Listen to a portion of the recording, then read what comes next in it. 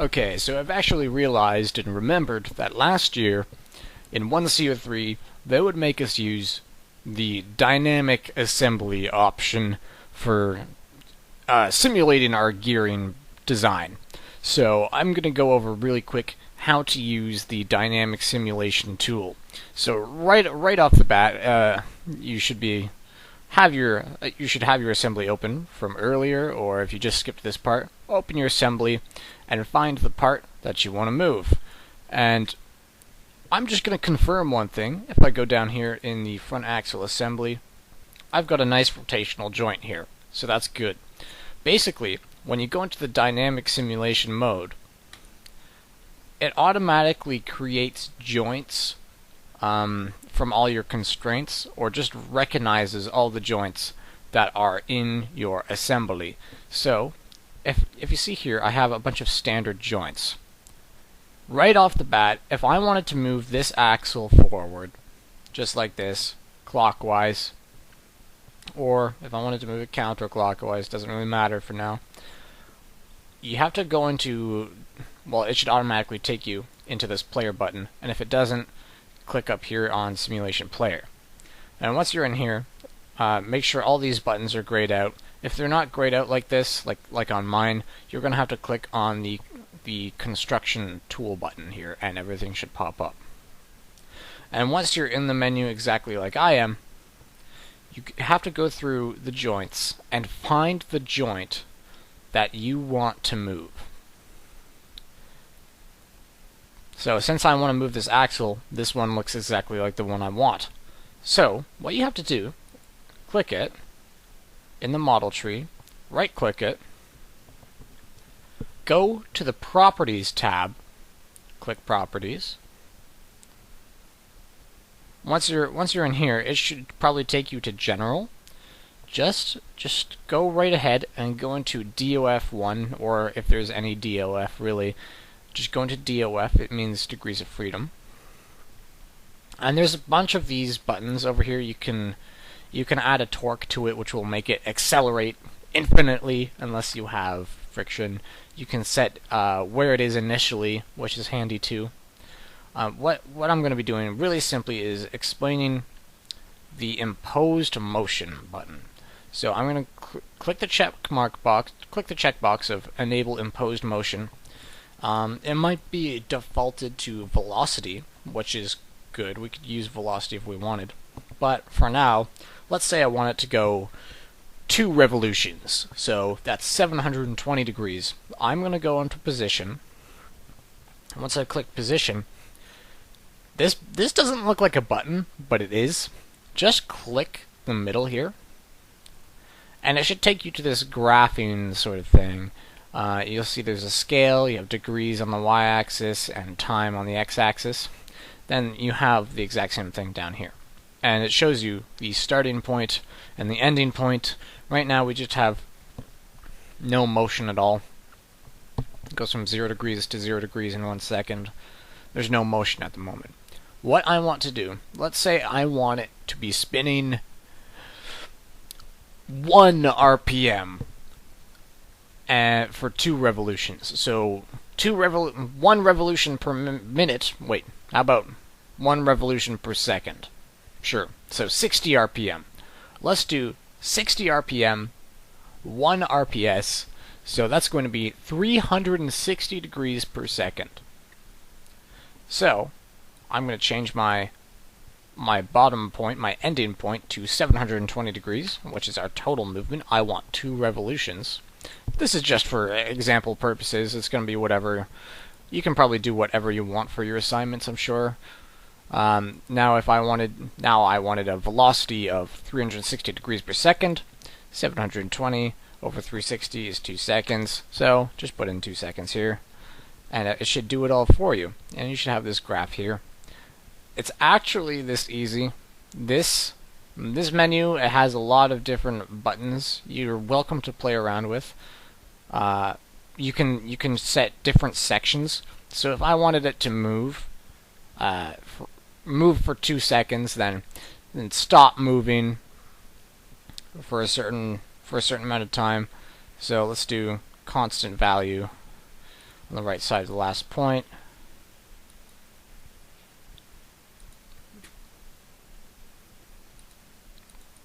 You have to click on this section here, and you can double click it, and it should come up, and it should tell you your starting point and your ending point.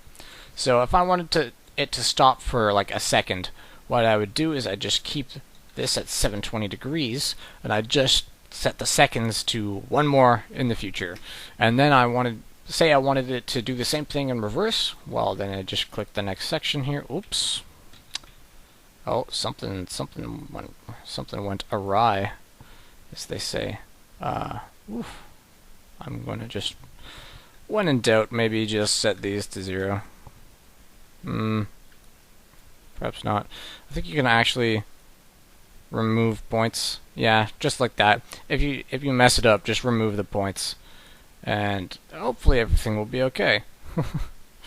So I'm going to click in this section, select this point here. I'm going to set this point to 5 seconds and 0 degrees, and bam, it should look like this. It's the same thing. It's just math.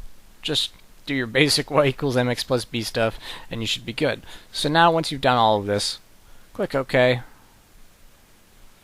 and now you should be able to play it. Give it a shot. It won't be as miraculous as you probably expect, but just give it a shot. You can see our axle is moving exactly how we want. I'm just going to let it play for a bit.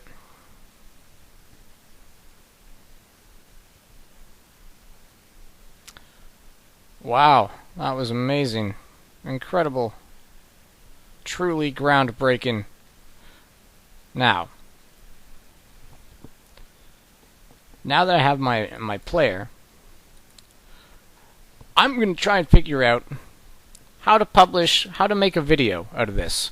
Now, right off the bat, my brain is looking at at these buttons up here: publish movie or publish to studio.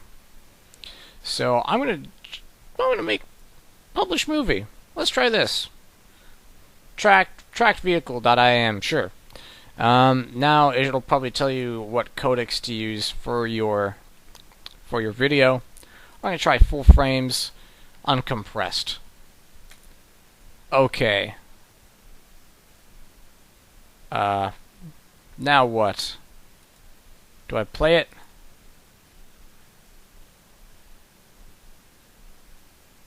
Oh God. I'm messing it up. Okay, I'm just gonna let it play. Oh no.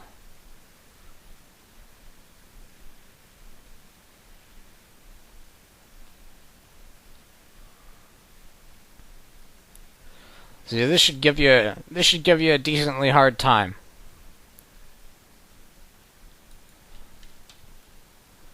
Basically what the publish movie button does. Oh God, come on. Get out of here.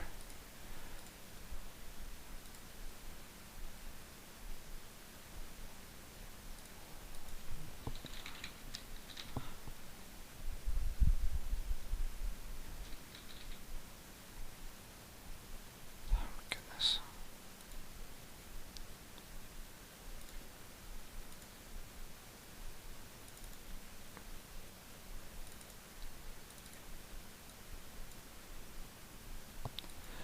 If you find to where you saved the video, just go and find it and check it out.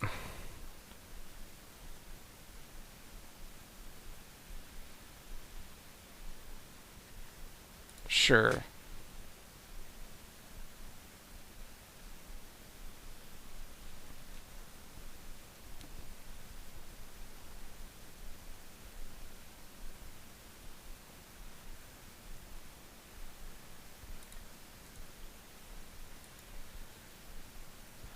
Come get your love.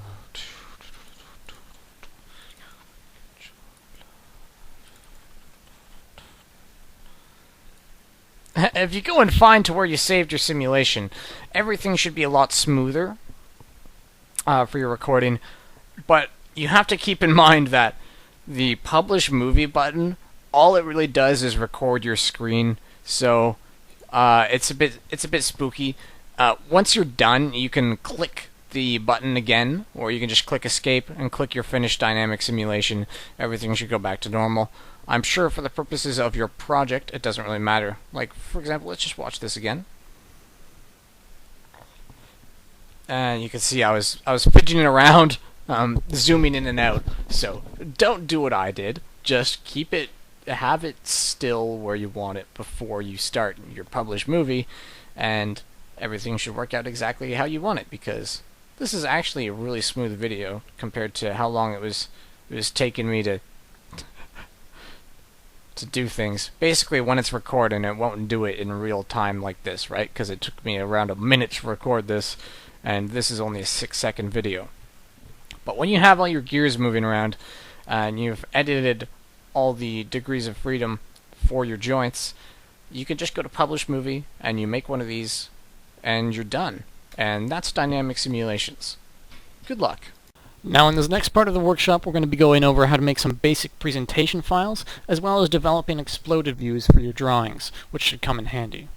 I'm just going to hop right into this and explain the importance of things as I go along.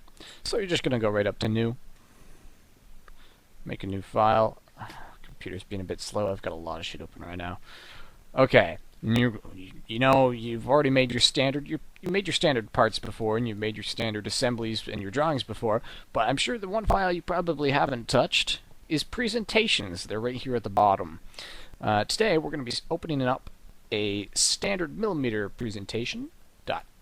It's a .ipn file. You'll see what presentation files are for once we get into it. They're actually very simple, and they're essentially, well, it's in the name, they're just used for presentation purposes. Mainly, what I've used them for is creating exploded views for drawings. And you can actually make animations for these exploded views. Okay, I'm going to go Workshop 3, go into your starting files, and we're going to go, let's find maybe other parts, and let's try to make an exploded view for our suspension bogie assembly. That's the same piece that we would have made in Workshop 1. So just double click it, open it up, and the presentation file should open everything up for you, and you should get into a new looking window like this. You'll see a storyboard at the bottom. Don't worry, this will become more relevant as we go along and work. So just view the suspension bogie however you wish. You can view it like this or like this, however you wish. I'm going to go with the standard isometric view with the front on my bottom right here.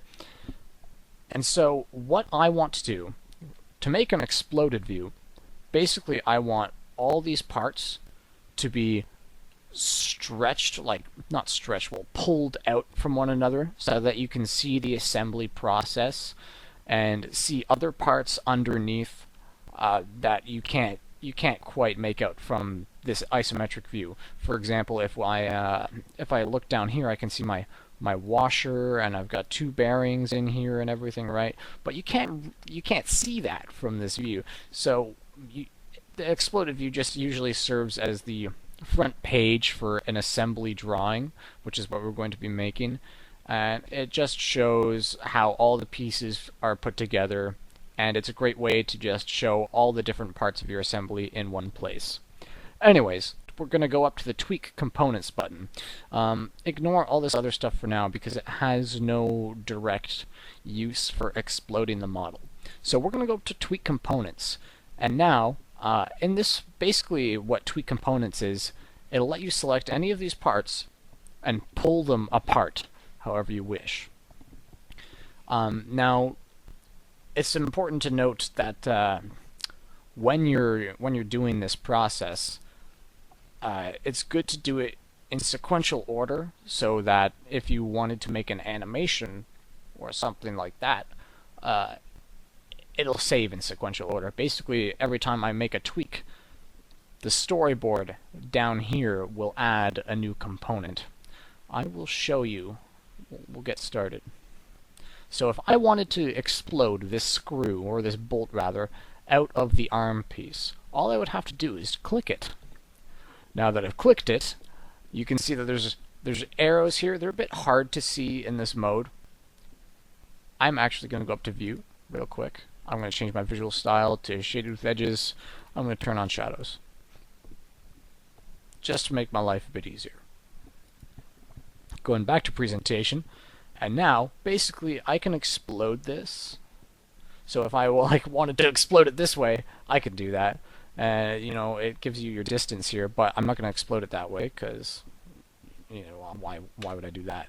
I'm going to explode it outwards this way because that's naturally the way you would assemble it, right? Like it would go from out here to in there, and that's essentially what you're trying to do. So I'm just going to set a distance for this. Since this is the only piece we really need to explode here, it doesn't really matter as long as it's away from the base piece. By the way, essentially for most exploded views, you typically want to choose a base part that doesn't move and everything else moves away from it. That's how a lot of things are made. So just for the purposes of this, our arm part here is going to be the part that does not move. We don't have to do anything to it. We don't have to ground it or anything like that. We're just going to refrain from moving it. Now, after I've set this to be 50 millimeters outwards, I don't actually have to click this check mark. I don't have to do that. What I can do is I can just click on the next part and just keep on editing. So I'm going to give myself a lot of space, and I'm going to pull this bolt out maybe 125. Whoops. Whoa. That's freaky. I'm going to make it, if it goes the wrong direction, a easy fix I like to do is just put a negative in front of it.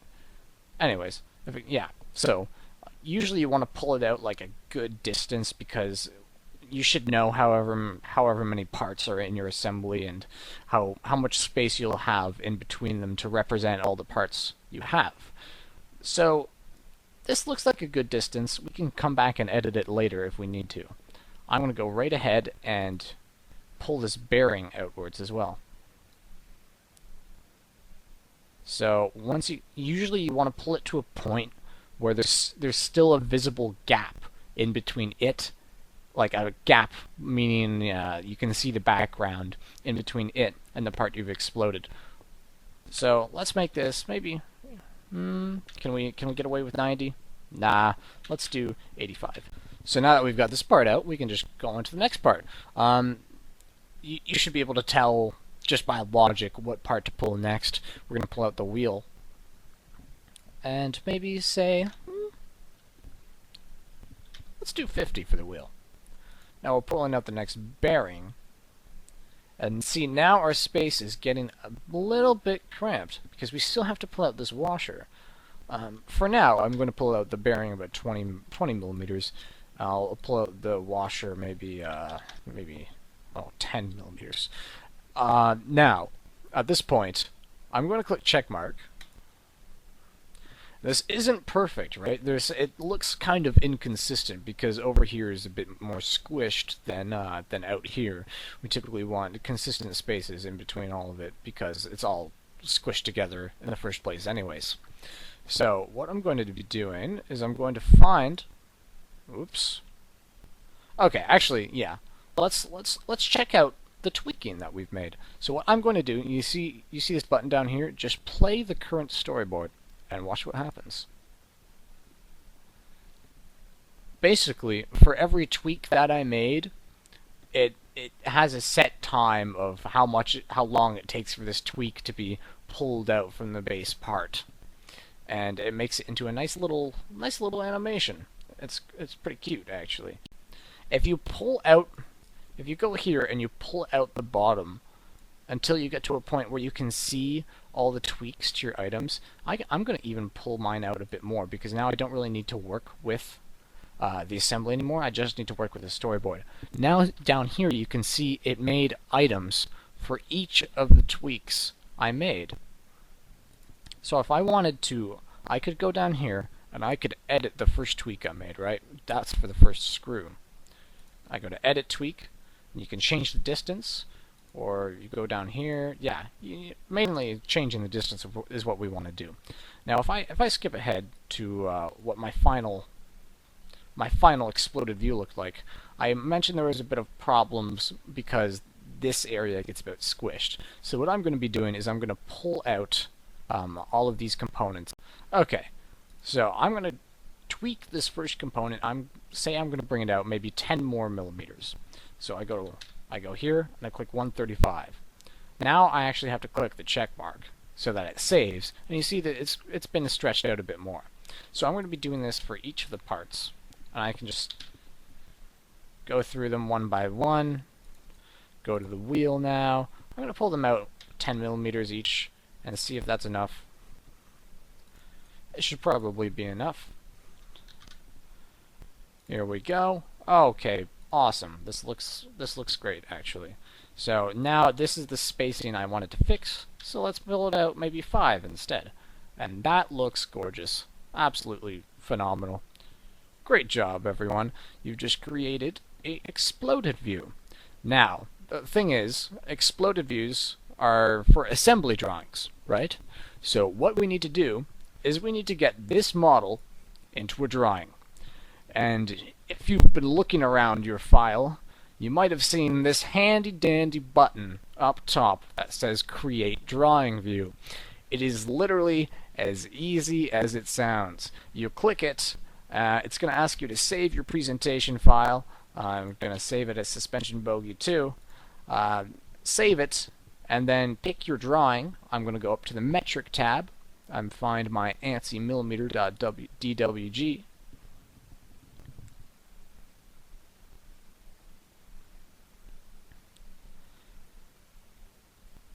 Oh, see, now that I've tried to open this up, the problem is I haven't created a snapshot for my presentation, so it doesn't really know what exactly it wants because I haven't defined a